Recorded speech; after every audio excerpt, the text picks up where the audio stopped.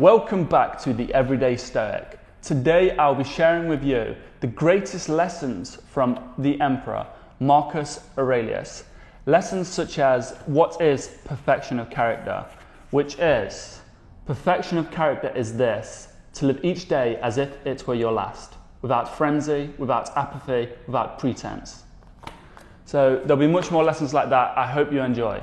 Not to be driven this way and that, but always to behave with justice and see things as they are.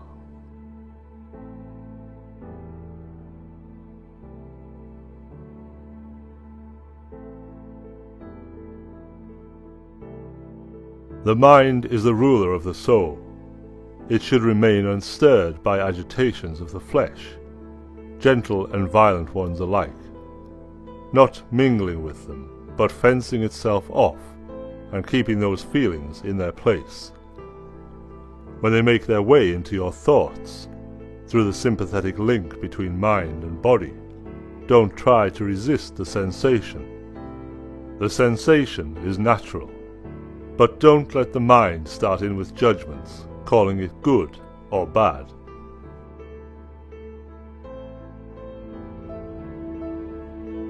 Not to live as if you had endless years ahead of you. Death overshadows you. While you're alive and able, be good. Be like the rock that the waves keep crashing over. It stands unmoved, and the raging of the sea falls still around it. Concentrate every minute like a Roman, like a man, on doing what's in front of you with precise and genuine seriousness, tenderly, willingly, with justice, and on freeing yourself from all of the distractions. Yes, you can, if you do everything as if it were the last thing you are doing in your life, and stop being aimless. Stop letting your emotions override what your mind tells you. Stop being hypocritical, self-centered, irritable. You see how few things you have to do to live a satisfying and reverent life. If you can manage this, that's all even the gods can ask you. The tranquility that comes when you stop caring what they say, or think, or do. Only what you do. Not to be distracted by the darkness. To run straight for the finish line, unswerving.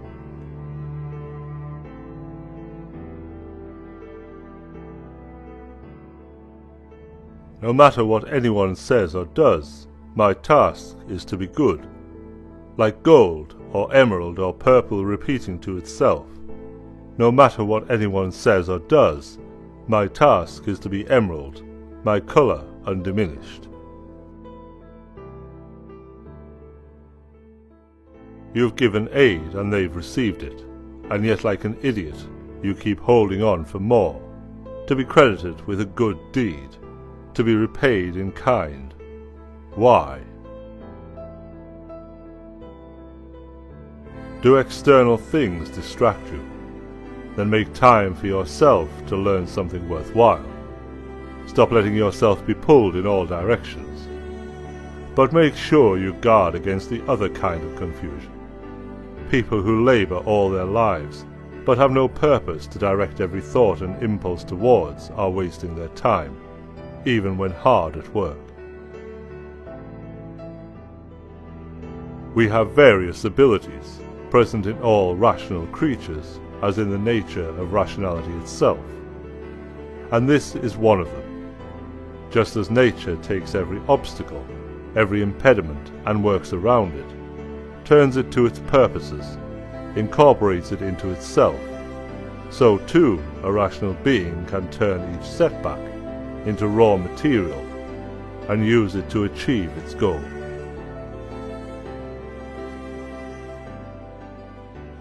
Why all this guesswork? You can see what needs to be done. If you can see the road, follow it, cheerfully without turning back. If not, hold up and get the best advice you can.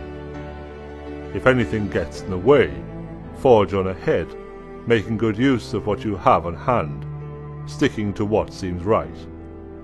The best goal to achieve, and the one we fall short of when we fail.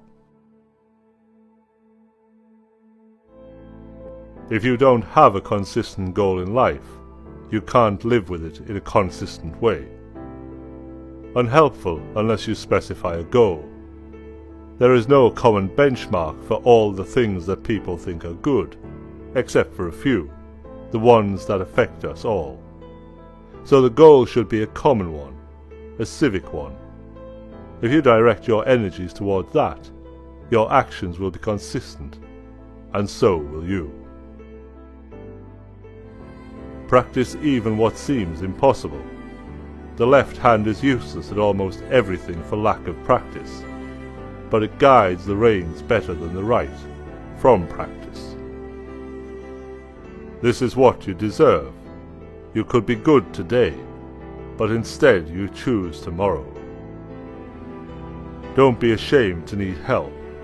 Like a soldier storming a wall, you have a mission to accomplish. And if you've been wounded, you need a comrade to pull you up. So what? Nothing that goes on in anyone else's mind can harm you, nor can the shifts and changes of the world around you. Then where is the harm to be found? In your capacity to see it. Stop doing that, and everything will be fine. Let the part of you that makes the judgment keep quiet, even if the body it's attached to is stabbed, or burnt, or stinking with pus, or consumed by cancer. Or, to put it another way, it needs to realize that what happens to everyone, bad and good alike, is neither good nor bad. That what happens in every life, lived naturally or not, is neither natural nor unnatural. If it's not right, don't do it. If it's not true, don't say it. Let your intention be. Many lumps of incense on the same altar. One crumbles now, one later, but it makes no difference. It was for the best, so nature had no choice but to do it. To do harm is to do yourself harm. To do an injustice is to do yourself an injustice. It degrades you.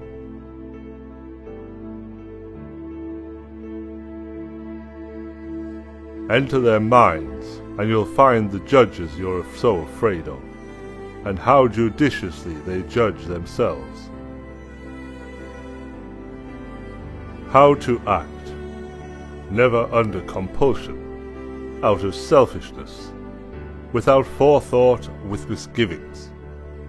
Don't gussy up your thoughts. No surplus words or unnecessary actions. Let the spirit in you represent a man, an adult, a citizen, a Roman, a ruler, taking up his post like a soldier and patiently awaiting his recall from life, needing no oath or witness, cheerfulness, without requiring other people's help or serenity supplied by others, to stand up straight, not straightened.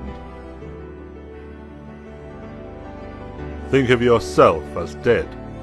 You have lived your life. Now take what's left and live it properly. Disgraceful for the soul to give up when the body is still going strong.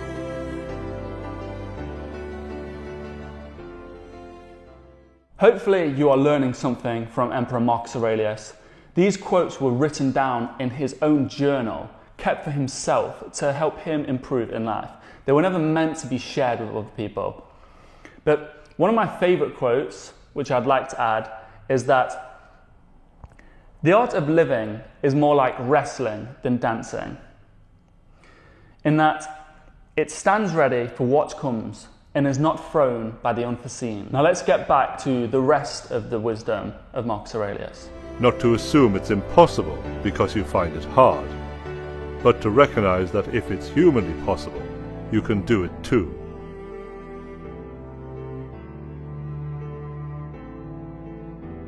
Practice really hearing what people say.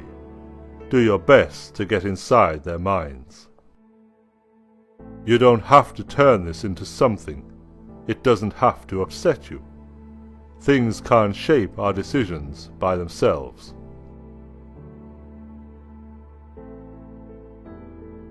If an action or utterance is appropriate, then it's appropriate for you. Don't be put off by other people's comments and criticism. If it's right to say or do, then it's the right thing for you to do or say. The others obey their own lead. Follow their own impulses. Don't be distracted. Keep walking. Follow your own nature, and follow nature. Along the road they share. Everywhere at each moment you have an option. To accept this event with humility. To treat this person as he should be treated. To approach this thought with care, so that nothing irrational creeps in. When you wake up in the morning, tell yourself, the people I will deal with today will be meddling, ungrateful, arrogant, dishonest, jealous, and surly. They are like this because they can't tell good from evil. But I have seen the beauty of good and the ugliness of evil, and have recognized that the wrongdoer has a nature related to my own, not of the same blood or birth, but the same mind, and possessing a share of the divine. And so none of them can hurt me. No one can implicate me in ugliness, nor can I feel angry at my relative or hate him. We were born to work together, like the feet, hands, and eyes, like the two rows of teeth, upper and lower. To obstruct each other is unnatural. To feel anger at someone, to turn your back on him, these are obstructions. When people injure you, ask yourself what good or harm they thought would come of it. If you understand that, you'll feel sympathy rather than outrage or anger. Your sense of good and evil may be the same as theirs, or near to it, in which case you have to excuse them. Or your sense of good and evil may differ from theirs, in which case they're misguided and deserve your compassion. Is that so hard? If anyone can refute me, show me I'm making a mistake or looking at things from the wrong perspective, I'll gladly change. It's the truth I'm after, and the truth never harmed anyone. What harms us is to persist in self-deceit and ignorance. Never regard something as doing you good if it makes you betray a trust, or lose your sense of shame, or makes you show hatred, suspicion, ill will or hypocrisy, or a desire for things best done behind closed doors. If you can privilege your own mind, your guiding spirit, and your reverence for its powers, that should keep you clear of dramatics, of wailing and gnashing of teeth. You won't need solitude, or a cast of thousands either. Above all, you'll be free of fear and desire, and how long your body will contain the soul that inhabits it will cause you not a moment's worry. If it's time for you to go, leave willingly, as you would to accomplish anything that can be done with grace and honor.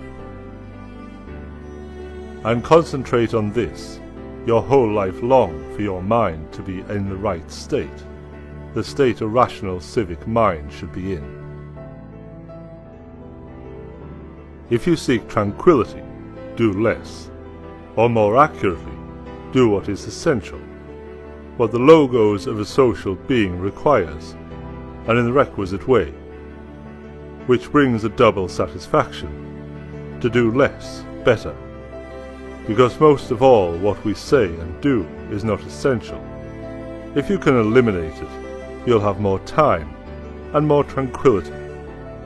Ask yourself at every moment, is this necessary? But we need to eliminate unnecessary assumptions as well, to eliminate the unnecessary actions that follow. It is normal to feel pain in your hands and feet, if you're using your feet as feet and your hands as hands. And for a human being to feel stress is normal, if he's living a normal human life. And if it's normal, how can it be bad? To erase false perceptions, tell yourself, I have it in me to keep my soul from evil, lust, and all confusion, to see things as they are and treat them as they deserve. Don't overlook this innate ability. Look into their minds, at what the wise do and what they don't. Some people, when they do someone a favour, are always looking for a chance to call it in. And some aren't, but they're still aware of it, still regard it as a debt. But others don't even do that. They're like a vine that produces grapes without looking for anything in return. A horse at the end of the race. A dog when the hunt is over. A bee with its honey stored. And a human being after helping others. They don't make a fuss about it. They just go on to something else. As the vine looks forward to bearing fruit again in season. We should be like that, acting almost unconsciously. Yes, except conscious of it, because it's characteristic of social beings that they see themselves as acting socially, and expect their neighbours to see it too. That's true, but you're misunderstanding me. You'll wind up like the people I mentioned before, misled by plausible reasoning. But if you make an effort to understand what I'm saying, then you won't need to worry about neglecting your social duty. At festivals, the Spartans put their guest seats in the shade, but sat themselves down anywhere.